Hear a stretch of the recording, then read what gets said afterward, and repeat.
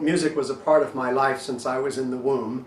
My mother is a classical pianist, and she performed and played quite a bit, even when I was still in the womb.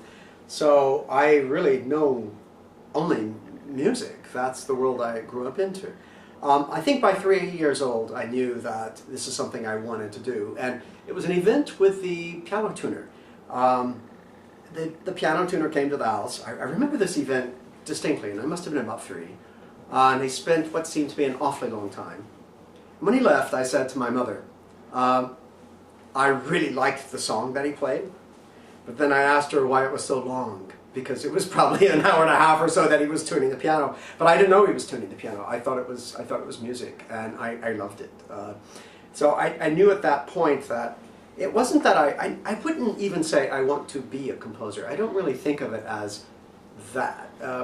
I think of it more as music allows you to be. It's not that you're going to be, but I think we already are what we are.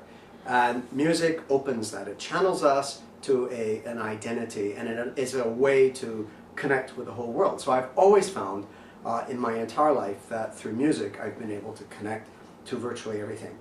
And so it's not even a question. I think for me I have problems with these words. Professional, composer, job, career, what are you going to be when you grow up? I really don't go into that. I think it divides us and gives us the feeling that we are separate from that, and I don't think we are. My first recital was at 3, and my mother taught me, and I began to compose at about that age. Wow. Okay. I didn't know how to write it down, so she wrote everything down for me.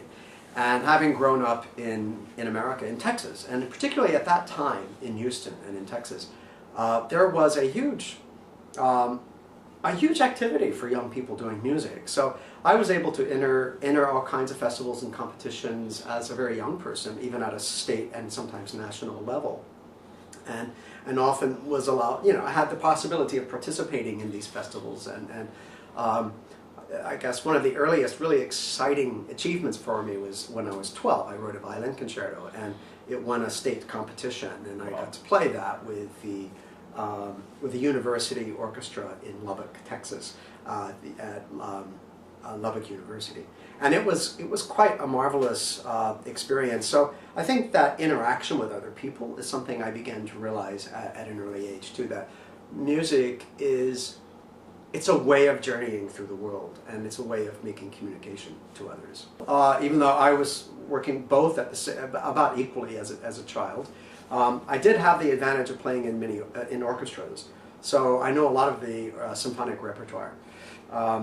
In fact, I was probably better on piano, and I was put in lots of competitions, as one does, especially in America, and that seemed to be what my teachers, my parents had this anticipation that I would be more of a pianist. But I must say, secretly, I loved the violin better at the time. How can you vibrato on the piano? How can you make a glissando on the piano? And these were things that really troubled me. I felt I could be more intimate with the violin. But my journey was a very long journey, and still going, to find the equivalence of these nuances and this intimacy at the piano. I think it's much harder on the piano. So I think both instruments have contributed a great deal to my musical being. Nice. That's nice. Well said.